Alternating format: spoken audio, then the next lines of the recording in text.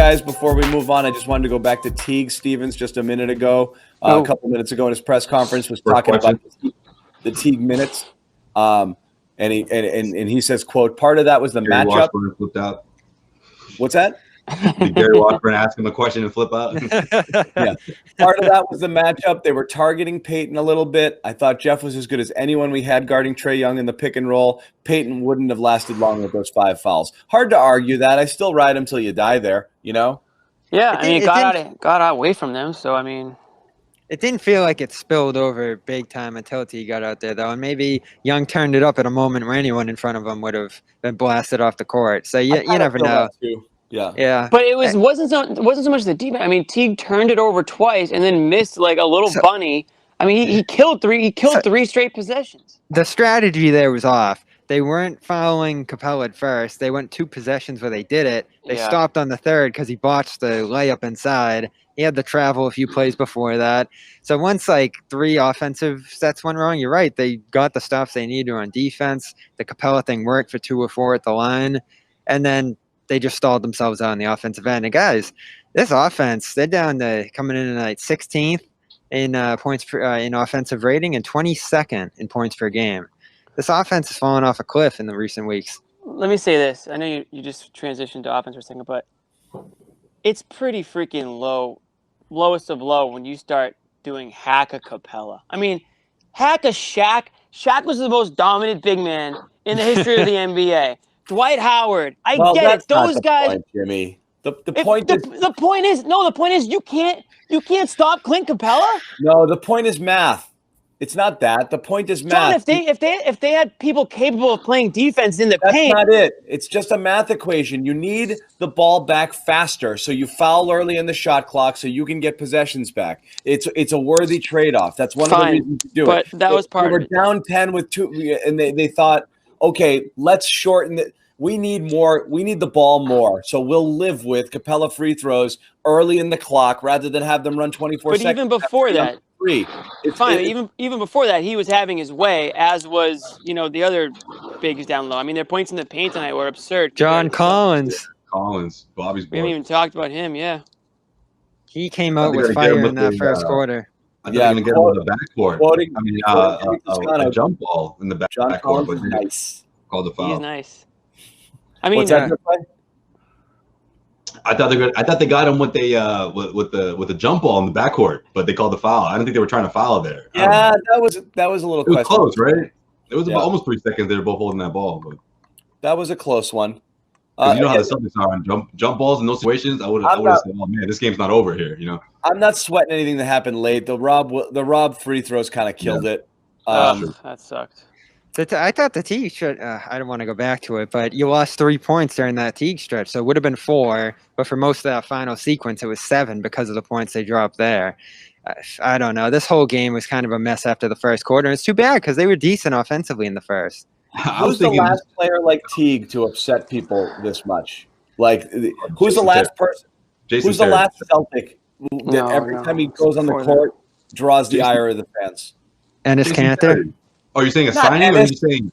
And it's Cantor. Only you and the other basketball brains who couldn't deal with Enes Kanter doing good things. No, but seriously, who else of the entire all fans freaking out at once every time he steps on the court? I as much as Teague. Mark Blount. No, Jason Terry, man. The Jet. That was like cool for about a month. Everyone was pissed. They just had a few of those signings, like veterans coming in, low money that just have faded into the sunset. He tatted the logo next to the championship trophy on his body. the championship trophy that he tatted on his arm for the Mavericks. Shaq? R.J. Hunter. No, Shaq barely played. Wanamaker was a valuable bench. Shemmy was close. People got really mad last year when Shemmy would get out there. Yeah.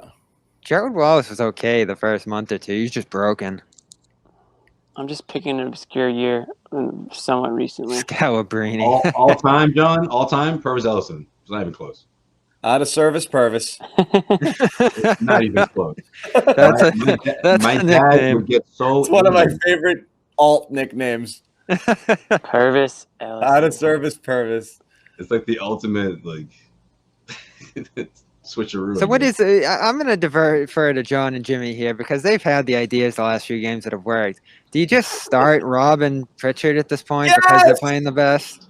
Start. I don't know why you wouldn't. We're overthinking it. Start your best players. Start the guys. And again, I tweeted this jokingly again tonight about, like, it's so annoying every time Rob comes in, he makes instant impact plays. Like, he's in for 2 seconds and it's dunk, challenge shot, another dunk, hustle play, right?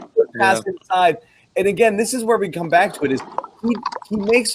It's not just negating negative plays with positive plays. He makes positive plays that I think very few other people could make on this team in his position. Vertical spacing. All of it. It's just, and he does it all the time, and it still just goes, I wouldn't say unrewarded.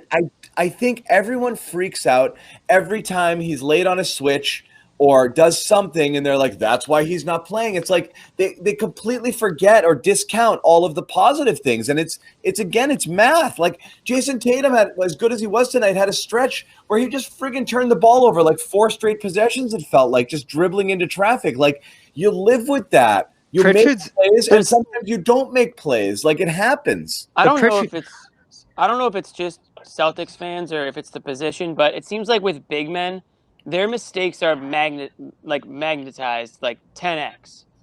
Like Enes Kanter is a prime example. Like every time Enes Kanter was on the court for the Celtics last year, he did one little thing he would do wrong, and that was it. That was the end of it. Yeah. It was all you heard about on the Twitter sphere or wherever. That this one rotation that he missed, or the pick and roll defense, all that stuff. So Rob's it's similar to Rob now. It's like you can't take the good outweighs the bad. You have to play him. The energy he gives you. If you start the game with Pritchard and Rob today, this game could go completely different. Completely different. It could have gone. Who knows? We'll never know. And I saw at least one person tweet this or a sentiment like it after Rob Williams made a not great play on the defensive end or got lost a little bit on a switch. And somebody tweets, or a couple people are like, "That's why he doesn't play more." And I'm like, "Do you really believe this? Like,